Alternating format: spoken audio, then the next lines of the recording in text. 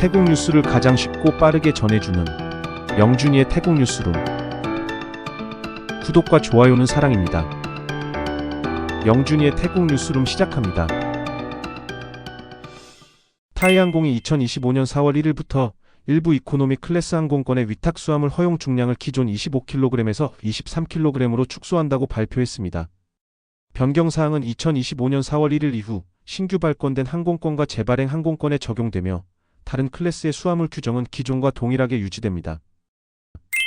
태국 인권위가 한 사립병원이 에이즈 감염자에게 일반 환자보다 2배 비싼 성형수술 비용을 부과한 것에 대해 차별행위로 판단하고 보건부에 시정 조치를 권고했습니다.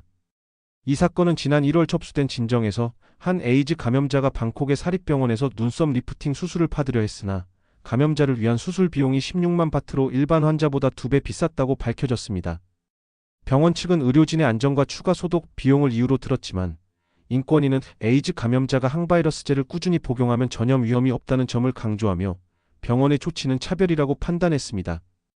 이에 따라 위원회는 해당 병원의 에이즈 감염자에 대한 차별적 가격 정책을 폐지하도록 권고했으며 보건부에는 모든 사립의료기관이 공정한 의료 서비스를 제공하도록 지도할 것을 요청했습니다. 철도청이 3등급 객차 선풍기 차량을 모두 에어컨 차량으로 개조하는 계획을 추진하며 첫 단계로 40량을 개조하는데 2억 9,560만 바트가 투입된다고 밝혔습니다.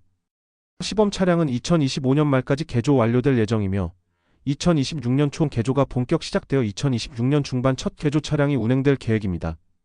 전체 개조 작업은 2027년까지 완료됩니다. 또한 2026년 예산으로 추가 50량 개조를 추진하며 기존 약 500량의 선풍기 차량 중 상태가 양호한 차량만 개조할 방침입니다. 그러나 개조 후 운임이 인상될 가능성이 있으며 다만 저소득층과 학생 청소년을 위한 할인 정책을 유지할 것이라고 밝혔습니다. 태국투자진흥위원회가 중국 배터리 회사인 선우다의 500억 바트, 한화 약 2조 원 규모의 촌부리 배터리 셀 공장 설립 계획을 승인했다고 밝혔습니다. 이는 중국의 최대 규모 생산 기지로 태국인 4,000명 이상을 고용하며 900명 이상의 엔지니어 및 연구원으로 채용됩니다. 공장은 올해 안에 가동되며 전기차 및 에너지 저장 시스템 시장을 위한 배터리 셀을 생산합니다. 또한 첨단 자동화 기술을 도입하고 배터리 재활용 사업도 검토 중입니다. 태국 부품업체를 글로벌 공급망에 통합하고 연간 최소 20억 바트 규모의 원자재 및 부품을 현지에서 조달할 계획입니다. 탁신 전 태국 총리가 유럽의회 위구르족 송환 비판과 무역 압박 조치에 대해 태국이 10년간 불법 입국한 위구르족을 보호해왔으며 어느 나라도 받아들이지 않았다고 주장했습니다. 그는 이제 본국 송환이 필요하며 중국도 추가 법적 조치를 하지 않겠다고 약속했다고 밝혔습니다. 또한 태국이 인권을 침해했다는 오해를 풀기 위해 EU 대사를 초청해 직접 설명할 것을 제안했습니다. 무역 압박이 정부 안정성에 미칠 영향에 대해선 문제가 없으며 대화를 통해 해결할 수 있다고 강조했습니다.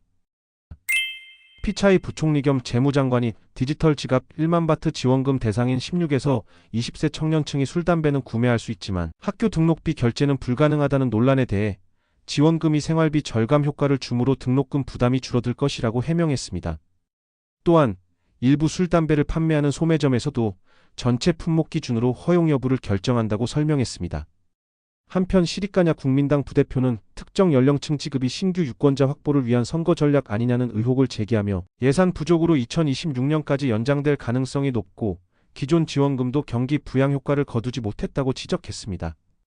그녀는 정부 차입 예산인 만큼 철저한 감시가 필요하다며 지속적인 검토를 약속했습니다. 태국 전력청이 메모 석탄 광산의 채굴 및 운송 계약 조사 결과 부정행위가 없었다며 계약을 진행한다고 밝혔습니다. 발전 비용 절감을 위해 8에서 11호기 석탄 화력발전소를 계속 가동하며 이를 통해 LNG 수입 비용을 절감하고 전기 생산 단가를 낮출 계획입니다. 또한 입찰 절차는 6개 기업이 참여해 공정하게 진행되었으며 향후 더욱 투명한 운영을 위해 규정을 개선할 방침입니다. 태국 코카콜라 회사는 원자재 가격 상승과 2025년 4월 1일부터 시행되는 4단계 설탕세 도입으로 연간 1억 5천만 바트의 비용 증가가 예상되지만 현재로서는 탄산음료 가격을 인상할 계획이 없다고 밝혔습니다. 회사는 소비자 부담을 줄이기 위해 비용 절감과 경영 효율화를 우선적으로 추진하며 무설탕 탄산음료 및 비탄산음료 시장 확대를 통해 성장 전략을 모색하고 있습니다. 다만 경영 환경이 악화될 경우 가격 인상 가능성도 배제할 수 없다고 덧붙였습니다.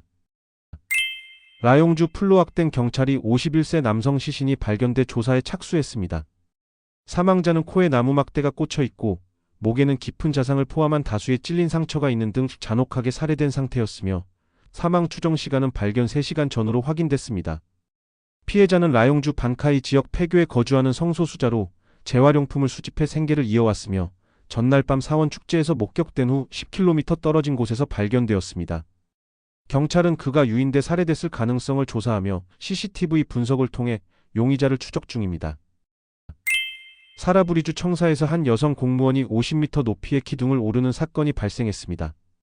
현장에는 경찰과 구조대가 출동하여 설득을 시도한 끝에 여성이 무사히 내려왔습니다.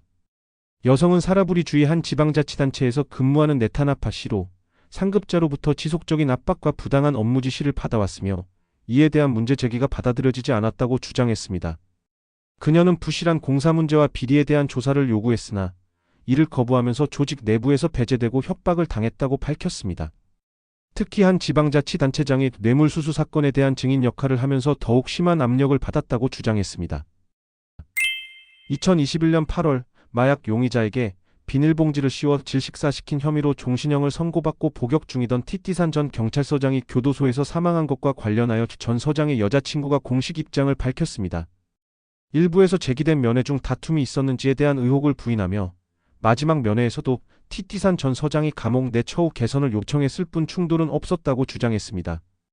또한 교도관을 고소하는 문제를 논의할 때는 개인정보 보호를 위해 큰 소리로 이야기했을 뿐이라며 사망 원인과는 무관하다고 강조했습니다.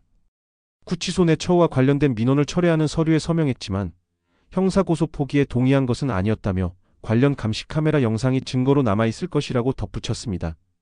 그녀는 사망과 관련된 진실이 밝혀질 때까지 가족이 장례 일정을 확정하지 않을 것이라고 밝혔습니다. 이상 영준이의 태국 뉴스룸을 마치겠습니다. 감사합니다.